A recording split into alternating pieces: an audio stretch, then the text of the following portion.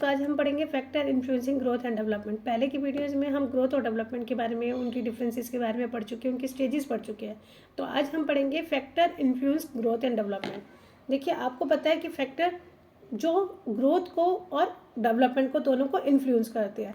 तो हमारा दो तरह के होते हैं, क्योंकि right from the conception, mother's वॉर्म में जब स्टार्टिंग से ही बच्चे की जो ग्रोथ और डेवलपमेंट है उस पर कुछ फैक्टर्स इन्फ्लुएंस करते हैं, और वो दो तरह के होते हैं, हेरिडिटी और एनवायरनमेंट।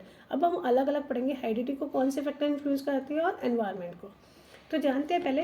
देखो, हेरिडिटी क्या है? इंटरनल फैक्टर है। इंटरनल फैक्टर जो कि हमारी ग्रोथ और डेवलपमेंट ह्यूमन बींग्स की बिलोंग करती है। उसमें हमारे 4 फैक्टर्स होते हैं।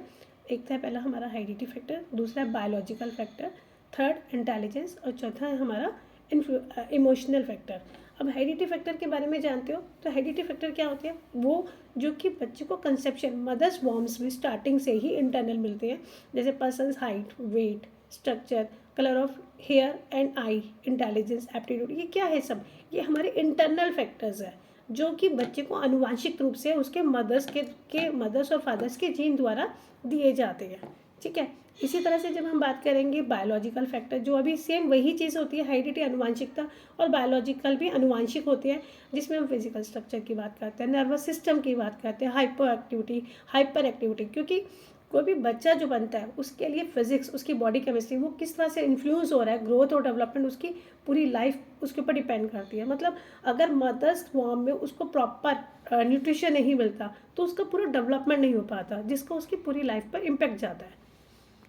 अब यहीं पे हम बात करते हैं इंटेलिजेंस की, क्योंकि इंटरनल फैक्टर क्या है? इंटेलिजेंस भी तो इंटरनल फैक्टर है, क्योंकि हमें सिखाता है हाउ टू एडजस्ट, कैसे समझना है किस चीज़ को, एनवायरनमेंट को कैसे इंटरेक्ट करना है, कैसे हमें सही समय पे इसका डिसीजन लेना है, कौन सा बिहेवियर है जो आपको सोशल बिहेवियर आपको इम्पैक्ट डालेगा, आप अपने इमोशनल को कैसे कंट्रोल कर सकते हैं, how you adjust in a society, आप कैसे सोसाइटी में एडजस्ट करें। ये हमारी बुद्धि हमें सिखाती है, और इसके लिए हमारी बुद्धि का स्वस्थ होना भी ज़रूरी है। और वो मदर्स वॉर्म में आपको प्रॉपर तरीके से इंटरनली जितनी भी मदर्स के द्वारा एक्टिविटी की जाती है उसका प्रभाव बच्चे के ऊपर पड़ता है।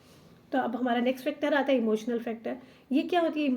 इमोशंस मतलब होते हैं जब आप अपनी फीलिंग्स को, संवेगात्मक बोला जाता है ना, तो ये फीलिंग्स होती है कि जो हमें डिस्क्राइब करी जाती है। मतलब कहो, क्योंकि इमोशनल और सोशल डेवलपमेंट दोनों डिस्क्राइब अगर हम करें तो दोनों को साथ साथ ही माना जाता है, क्योंकि आप इमोशनली बैलेंस है या आप में जल्दी गुस्सा आ जाता है, आप एग्रेसिव नेचर के, आप जेलस करते हैं, ये दोनों ही हमारे डेवलपमेंट पे प्रभाव करते हैं। क्योंकि जैसे हमने देखा है ना, जो लोग ज़्यादा जल्दी गुस्सा करते हैं तो उनकी ग्रोथ कहीं ना कहीं रुक जाती है, उनका डेवलपमेंट पूरा नहीं हो पाता है, क्योंकि वो किसी भी चीज़ के साथ एडजस्ट नहीं कर पाते, है ना।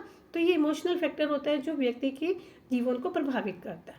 अब हम बात करते हैं एनवायरनमेंट फैक्टर, क्योंकि ये हेरिडिटी से बिलोंग करते थे। अब है कुछ फैक्टर्स जो होते हैं वो एनवायरनमेंट के भी होते हैं, जो कि बच्चे को प्रभावित करते हैं उसकी ग्रोथ और डेवलपमेंट पे।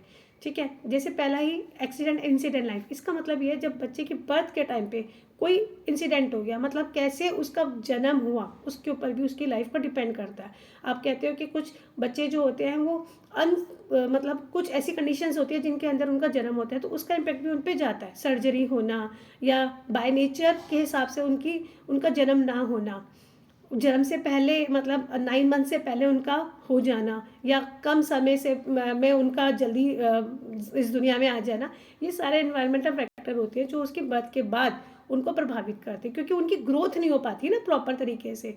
इसी थी क्वालिटी, मतलब the quality of physical environment, medical care. अब बर्थ के बाद उनको मेडिकली कैसे उनको केयर किया जाए, जैसे आपको पता है जो हमारे यहाँ पोलियो की ट्रीटमेंट होती थी कि 5 साल तक बच्चों को पोलियो ड्रॉप्स पिलाई जाती थी, ताकि उनको ये जो है ये पोलियो की बीमारी ना लगे।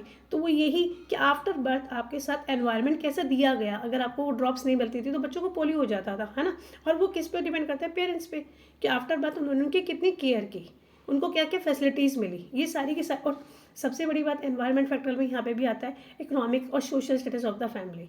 आपकी फैमिली कितनी इमोशनली, मतलब मैं कहूँ आपकी फैमिली कितनी इकोनॉमिकली, उनके पास कितना कैसा स्टेटस है, आपकी क्या वो सारी रिक्वायरमेंट्स पूरी कर पा रहे हैं, जो आपको मेडिकल फैसिलिटीज़ चाहिए, जो आपको प्रॉपर न्यूट्रिशन चाहिए, वो सब आपको मिल पा रहा है। अगर वो चीज़ें नहीं है तो आपकी ग्रोथ भी कहीं ना कहीं उसे इम्पेक्ट डालती है।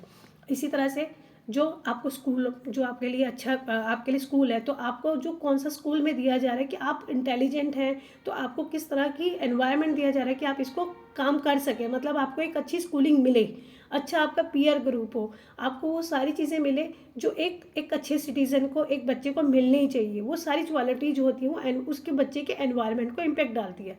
क्योंकि कुछ बच्चे ऐसे होते हैं, जैसे आपने नेल्सन मंडेला के बारे में पढ़ा, अब्राहम लिंकन के बारे में पढ़ा होगा, उनको एनवायरनमेंट जो था उनका, अगर वो हेरिडिटी से बात करें तो उनकी और उनके एनवायरनमेंट में, जैसे आपने सुना है ना कि वो तो नाइट लैम्प के नीचे भी बैठ के पढ़ते थे, तो क्या मतलब है, एनवायरनमेंट उन्होंने अपने आप को सराउंडिंग में डाला, लेकिन उनकी एबिलिटी बहुत अच्छी थी कि वो वहाँ तक अचीव कर सके।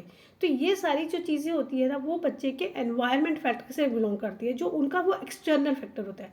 एक्सटर्नल क्योंकि बाहरी रूप से प्रभावित करता है, और वो क्यों होता है, क्योंकि वो मोटिवेटेड होते हैं, वो करना तो बहुत कुछ चाहते हैं, लेकिन कुछ फैसिलिटीज़ ना मिलने से, लैक ऑफ फैसिलिटीज़, वो कुछ कर नहीं पा रहे थे।